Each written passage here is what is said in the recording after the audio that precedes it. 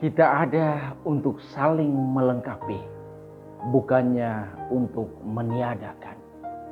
Saudara-saudariku, manusia adalah makhluk sosial. Kita selalu membutuhkan orang lain dan selalu berada bersama orang lain.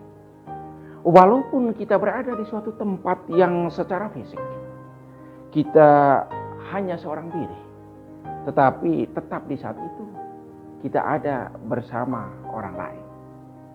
Karena di saat kesendirian itu terjadi, kita masih memikirkan orang lain, mengenang orang lain, dan bahkan berdoa untuk orang lain. Orang lain adalah mereka yang kita cintai, ayah dan ibu, saudara-saudari, sahabat, kenalan, dan juga teman-teman kita. Mereka itu jauh dari kita, atau bahkan sudah di dunia yang lain. Orang lain pada saat itu secara fisik tidak ada bersama kita, tetapi secara spiritual mereka lagi berkomunikasi dengan kita. Dalam doa-doa kita, dalam memori kita bersama dengan mereka, sungguh kita tidak pernah seorang diri. Walaupun di tempat yang sunyi sekalipun, dan di sana tidak ada orang lain. Selain orang-orang yang mempunyai konektivitas, yang mempunyai hubungan dengan kita, Allah tidak pernah meninggalkan kita seorang diri. Dia ada bersama kita.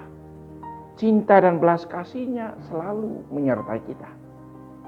Hanya kadang kita tidak memberi tempat untuk Allah dalam hidup dan dalam diri kita. Ia tidak mendapat tempat di hati kita karena dosa yang kita lakukan. Kita tidak mengizinkan Tuhan bersemayam dalam sanubari kita karena dosa dan kesalahan yang kita lakukan. Pastikan satu hal ini, bahwa Allah tidak pernah meninggalkan kita seorang diri. Ia senantiasa menunggu agar kita memberi tempat untuknya dalam diri dan dalam hidup kita setiap hari. Ia mau kita bertobat dan membaharui diri.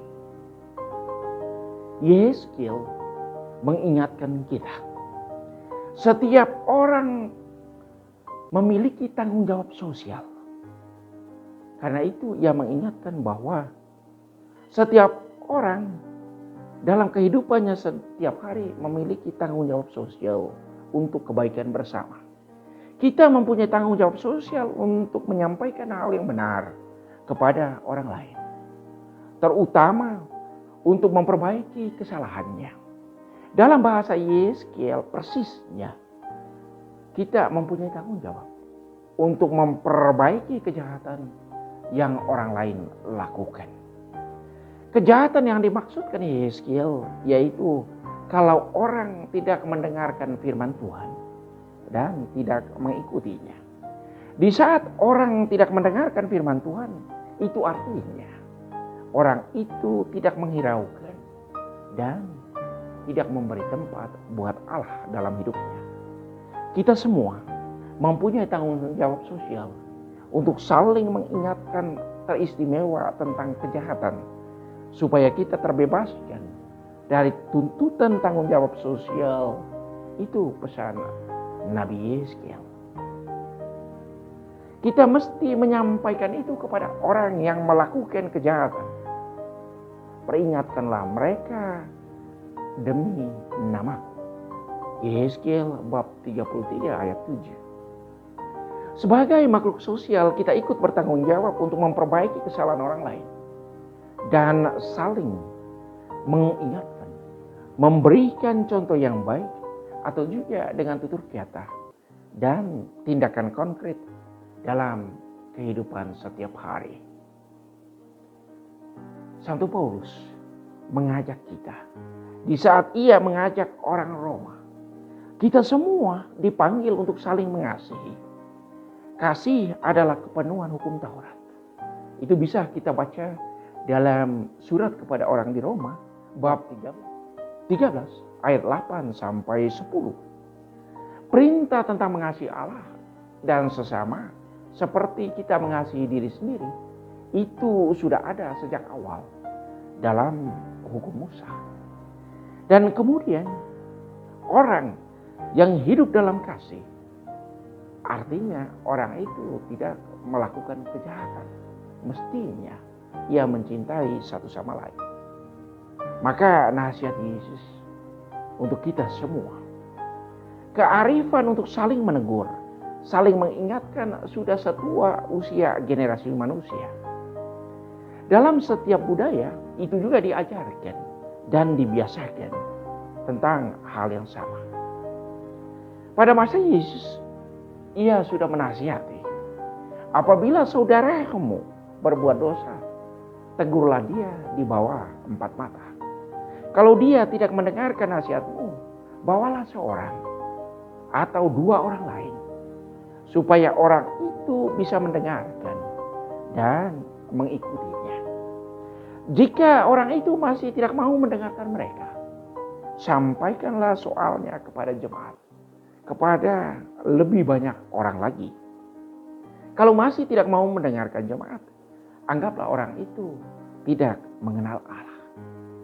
Bisa ditemukan dalam Matius bab 18 ayat 15 sampai 20. Sebagai manusia, kita tidak pernah terlepas dari orang lain.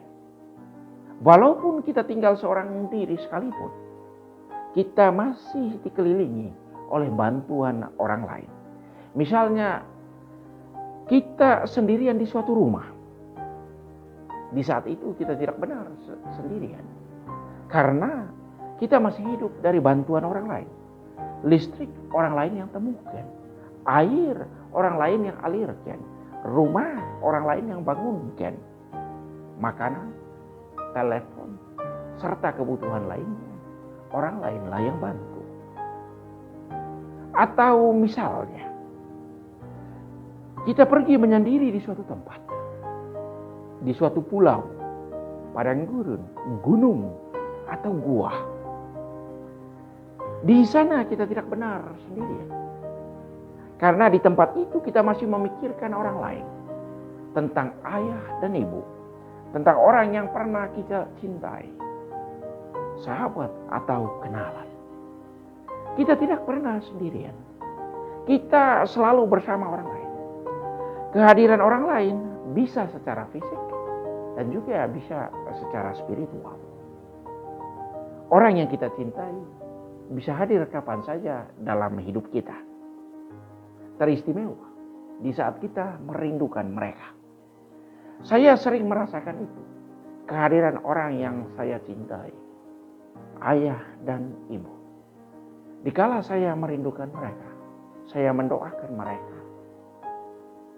Rasanya mereka hadir, mereka menyapa, mereka menguatkan dengan menghidupkan kembali, dengan mengenang kembali kata-kata mereka, teguran mereka, sapaan mereka, serta penguatan mereka.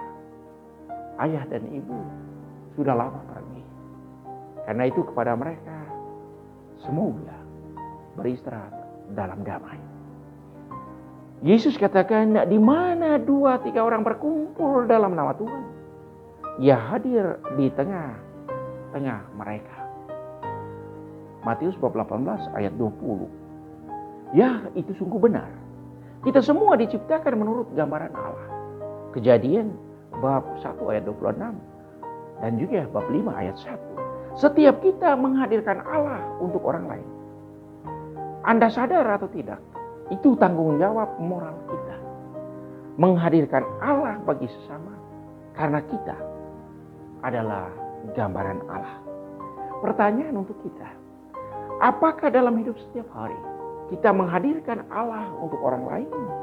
Ataukah sebaliknya, kita menghadirkan seteruhnya? Kita menghadirkan Allah di saat kita melakukan hal-hal yang baik. Melakukan hal-hal yang sesuai dengan firman Tuhan. Yang sesuai dengan kehendak-Nya. Mencintai, memaafkan, menolong, serta membantu satu sama lain. melakukan hal-hal yang baik dan benar. Andaikan sebaliknya yang kita lakukan, itu berarti kita melakukan apa yang seterunya kehendaki. Karena itu saudara-saudariku, semoga kita senantiasa menjadi tanda Allah yang hadir di tengah orang-orang lain. Dan pastikan bahwa kita tidak pernah seorang diri dalam hidup kita setiap hari. Tuhan memberkati.